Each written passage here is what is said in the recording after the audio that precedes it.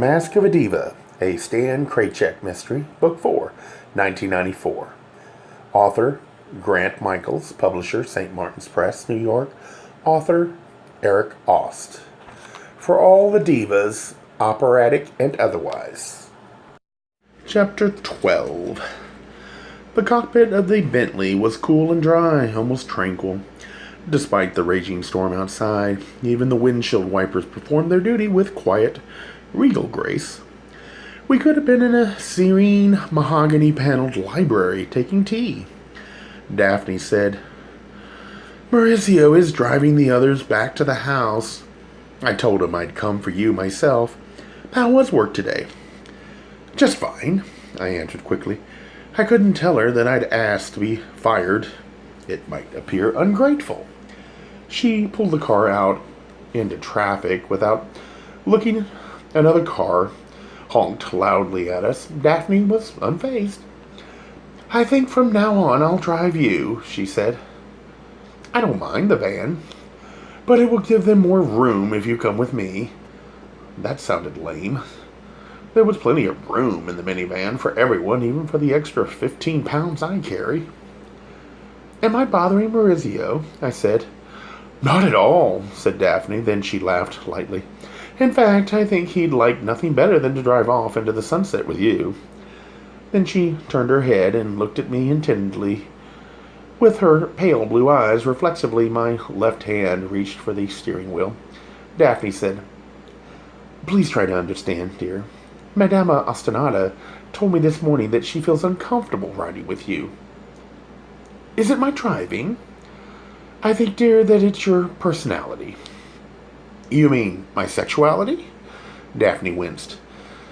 "I'm afraid that Madama has an extremely limited view on life, despite all her years in the theater. And to think, I'd had a moment's pity for the old cow during her aria." Daphne continued, "But look on the positive side. If I drive you, now we'll have more time together." She tapped my hand away from the steering wheel. "Thank you, dear," she said. Then she explained that she had just come from the police station where she had finally placated the chief regarding Sonia Hatfield's suicide note, the one accusing Jonathan Byers of being a rapist. "I convinced them that poor Sonia had written rapist when she'd probably meant to say separate." "How did you know that?"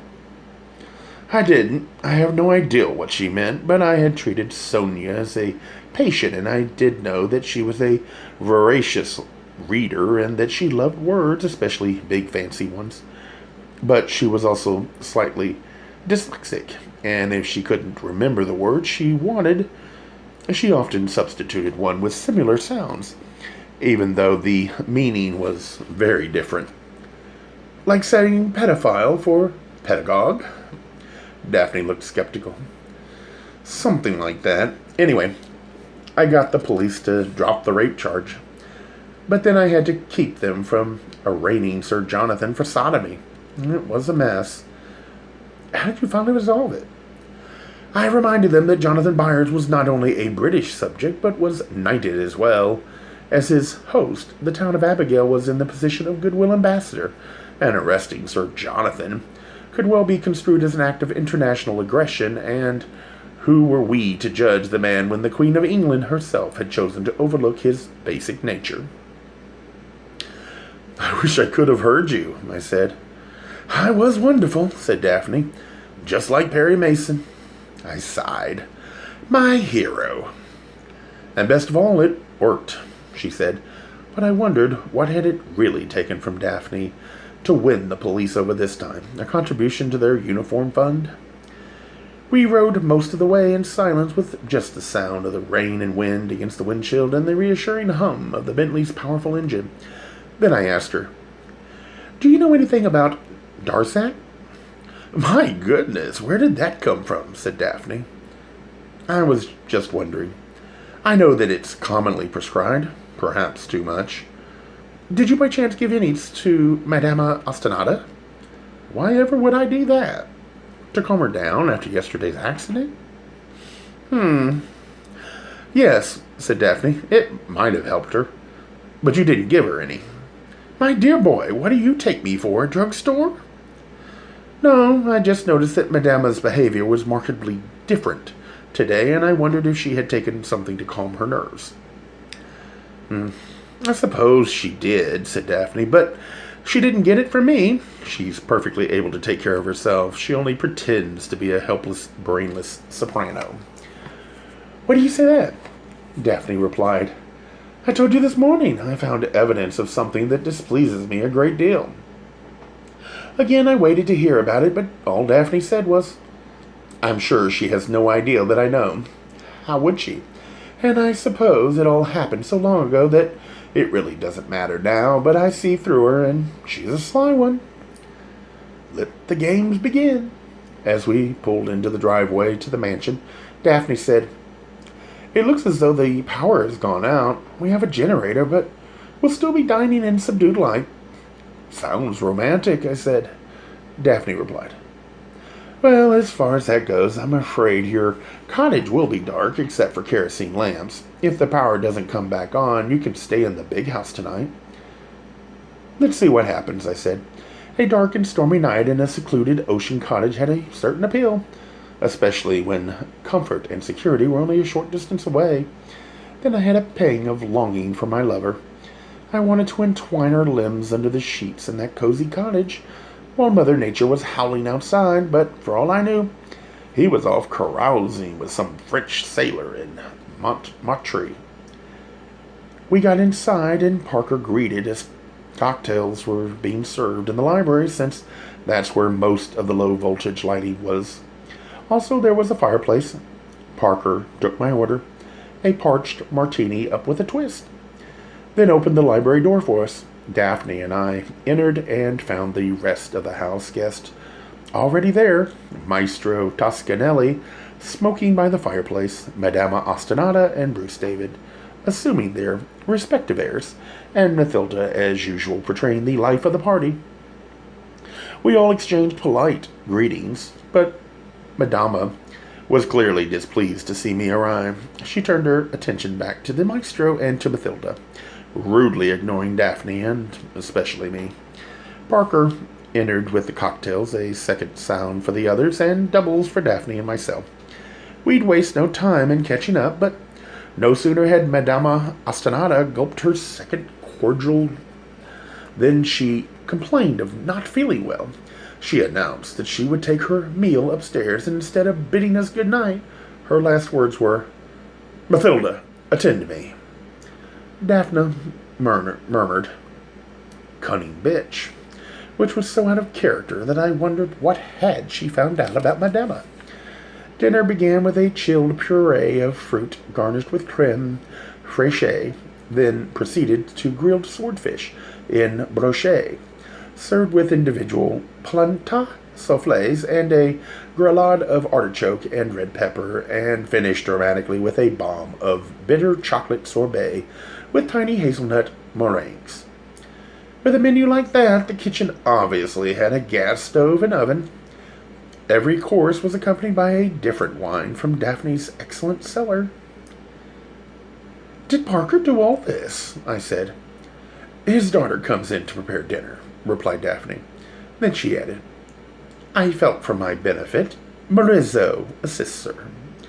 The conversations throughout dinner were light and polite, with hardly a mention of politics or the opera festival, as if to deny the awful intrigues at the opera house. At one point, we even sank to that low conversational denominator, the New England weather, which was still showing off outside. The maestro had been smoking and offering me cigarettes throughout the evening. Oddly, he was using matches and not the gold lighter he'd had earlier. He interspersed our metallurgical discussions with tales from his many years of apprenticeship under the great Arturo Toscani. "They think I take his name," said the old man. His eyes sparkled capriciously in the candlelight. He had enjoyed his share of the wine, and then some. "But I am Toscanelli," he said, "not Toscanini." Apparently, it was some kind of joke, because he laughed very hard, and then he began coughing, and then lost his breath for a moment. When he regained his composure, he said, it once more as if to taunt another coughing fit. "I am not Toscanini." And this time he chuckled cautiously. Bruce David remarked offhandedly, "I feel like I'm the only one here who takes opera seriously." Well, that got our attention. The next question was, what was he going to do with it? "I mean," said Bruce, "there's a depth to all that music that no one at the festival seems to appreciate. It's almost sacrilegious what everyone is doing." "Bah," said the maestro. "We have in Italy a word for you. We call you il fanacciolo dell'opera." "You know what it is?" Bruce David didn't answer because his jaw had fallen into a sorbet. I was pretty shocked myself. Up till then, the maestro had appeared to be a docile, agreeable old man. That kind of insult was unlike him. Then again, both Daphne and Madama Ostinata had said and done things that were out of character as well. More Darzac? Or was the Abigail water supply contaminated with true serum? The maestro addressed the room at large, waving his cigarette like a baton. "El Fanaccio dell'Opera does not sing, but he worships the opera. He knows every note, every line, every prima donna, every performance, all history of all opera. But he cannot sing on the stage himself. He is too delicate. So perhaps he can write a book, and he can teach at the university." The maestro turned his gaze to Bruce David and said, "You think about it." Then he drained the last of his wine from his glass and banged it emphatically on the table. "Essia," he said. He rose from his chair and said to Daphne, "Perdona me, mademoiselle, buona notte." He bowed to her, then he tottered away from the table and departed errantly through the kitchen door. Within seconds he returned, and smiling amiably to the three of us, found his way back out of the dining room and upstairs to his chambers. Bruce squirmed uncomfortably in his seat and looked imploringly at Daphne. "Should I resign now?" Daphne said. "You were hired to sing, not run the decathlon. Maybe if you'd stop keeping so much to yourself, including your voice, the maestro would have more confidence in you." Bruce David turned to me and said, "What do you think?" His eyes had a look that said, "Save me, sweet Jesus." "Who cares what I think?" I said. "I do," said Bruce, his eyes boggy with need. "I do too," said Daphne. With the maestro's departure, the storm had finally broken. All was becoming calm outside, except for an occasional gust of wind that brushed the residual rain from the trees. I said to Bruce, "I think your closet door is ready to fall off its rusty hinges, and it's time to let in the light." My brilliant insight disclosed, I excused myself and retired to the cottage. I thought of calling Nicole, then I thought of calling Rafik. Then I decided to write to him. I knew how much he liked receiving aerograms from Europe, so I had brought a small stack of them with me, assuming that I would write passionate tropes to him every day.